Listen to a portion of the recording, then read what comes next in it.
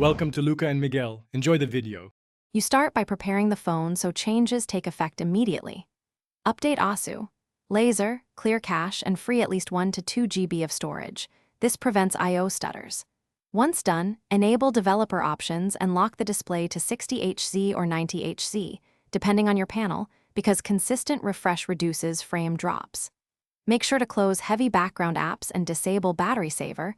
Those restrict CPU and GPU, which causes inconsistent frame pacing.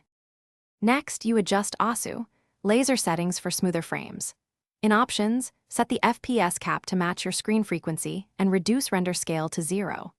5 if you need higher frame rates. Lower scale reduces GPU load.